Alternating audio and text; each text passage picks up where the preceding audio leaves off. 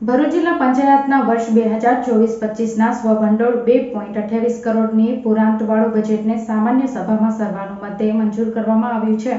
વર્ષ દરમિયાન 22.66 કરોડની આવક સામે 20.37 કરોડનો ખર્ચ અંદાજવામાં આવ્યો હતો। ભરૂચ જિલ્લા પંચાયત ખાતે સોમવારે સભાખંડ ખાતે પ્રમુખ મહેન્દ્રસિંહ વાસદિયા અધ્યક્ષસ્થાને ખાસ બજેટ અંગે સામાન્ય સભા મળી હતી। આ સભામાં ડીડીઓ પંકજ જોશી અને સભ્યોની હાજરીમાં બેઠક યોજાઈ હતી, જેમાં કારોબારીની ખાસ સભામાં મંજૂર કરવામાં આવેલા ડ્રાફ્ટ બજેટને મંજૂરી આપવા માટે રજૂ કરવામાં આવ્યું હતું। બજેટમાં સ્વભંડોળની આવકમાં વધારો કરવા પર ભાર મૂકવામાં આવ્યો છે। ચૂંટણીનું વર્ષ હોવાથી લોકો પર વેરાનું ભારણ નાખવામાં આવ્યું નથી। જિલ્લા પંચાયતના સમગ્ર બજેટની વાત કરવામાં આવે તો યોજનાકીય અને સ્વભંડોળ સાથે બજેટનું કદ 838 કરોડ રાખવામાં આવ્યું છે। 838.15 કરોડની આવક સામે 529.62 કરોડનું ખર્ચ કરવામાં આવશે, જેથી પંચાયત પાસે 308.52 કરોડની પુરાંત રહેશે। ગત વર્ષની સરખામણીએ સ્વભંડોળના બજેટમાં 4 કરોડની વધુનો વધારો કરવામાં આવ્યો છે, જેમાં પંચાયત અને વિકાસ ક્ષેત્રના સ્ટેમ્પ ડ્યુટીનું વિકાસનું કોમામાં ₹8 કરોડનો જોગવાઈ કરેલી છે, જે ગત વર્ષ 6.25 કરોડની જોગવાઈ કરી હતી। આરોગ્ય ક્ષેત્ર 2.31 કરોડ, પશુપાલન ક્ષેત્રમાં 3.2 લાખમાંથી વધારો કરીને 5 લાખની જોગવાઈ કરી છે। જાહેર બાંધકામ ક્ષેત્રે ગત વર્ષ સુધારેલી જોગવાઈ 6.98 કરોડ હતી, જે આજે 7.31 કરોડ કરી છે। નાની સિંચાઈ ક્ષેત્રમાં 44.50 લાખની જોગવાઈ કરી છે, જે ગત વર્ષ 28 લાખ હતી।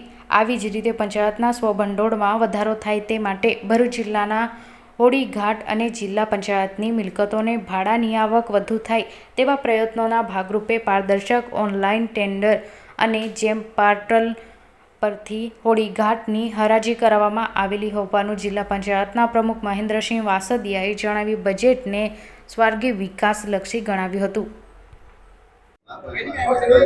ગત વર્ષની સરખામણીમાં આ વર્ષે ભરૂચ જિલ્લા પંચાયતનું સામાન્ય બજેટ વધુ ઉમેરા સાથે સારી સગવડતાવાળું, વિકાસલક્ષી અને પ્રજાલક્ષી અમે બનાવ્યું છે।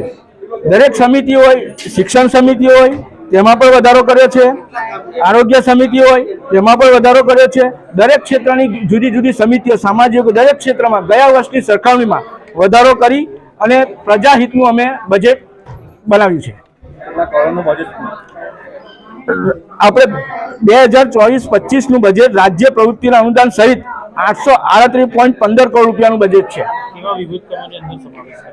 એમાં એવું છે, જો પંચાયત વિકાસ ક્ષેત્રે સ્ટેમ્પ ડ્યુટીની ગાઈડલાઈન મુજબના કામોમાં ગયા વર્ષે જે 6.25 કરોડની જોગવાઈ કરેલી હતી તેની જગ્યાએ આ વર્ષે અમે 8 કરોડ રૂપિયાની જોગવાઈ કરી છે। આરોગ્ય ક્ષેત્રે 2.31 કરોડની જોગવાઈ કરી છે।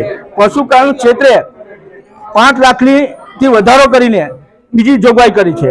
જાહેર બાંધકામ ક્ષેત્રે 6.98 કરોડ હતી, આ વર્ષે 7.31 કરોડ કરી છે। સમાજ કલ્યાણ ક્ષેત્રે 62 લાખની અમે જોગવાઈ કરી છે। નાની સિંચાઈમાં ગત વર્ષે જે 28 લાખની હતી તેની જગ્યાએ આ વર્ષે 44.5 લાખની જોગવાઈ કરેલ છે। શિક્ષણ ક્ષેત્રે જે 8.60 લાખની હતી તેની જગ્યાએ 16.60 લાખની જોગવાઈ કરી છે। અને કુદરતી આફત હોય કે સરકાર ગમે તે એના માટે પણ અમે 12.75 લાખની જોગવાઈ કરેલ છે। આવકના નવા સ્ત્રોત જિલ્લા પંચાયત નવા આવકના ક્ષેત્ર ઉભા થાય એના માટે અમારી સમગ્ર ટીમ સતત કાર્યરત છે। અમારા અધિકારી શ્રી અને જિલ્લા પંચાયત ચેરમેન શ્રીઓ સાથે અમે મળીને હરિરત્ન કોમ્પ્લેક્સ હોય, હોડીઘાટ હોય કે પછી નર્મદા પાર્ક હોય, એ બધાને કરી અને જિલ્લા પંચાયતની આવકમાં સતત વધારો થઈ રહ્યો છે। આ વર્ષે હોડીઘાટની પર સારી આવક સ્વભંડોળમાં જમા થઈ છે અને પારદર્શકતા રહે એટલા માટે અમે ટોટલ ઓનલાઈન જેમ પર અમે એ કરેલું છે।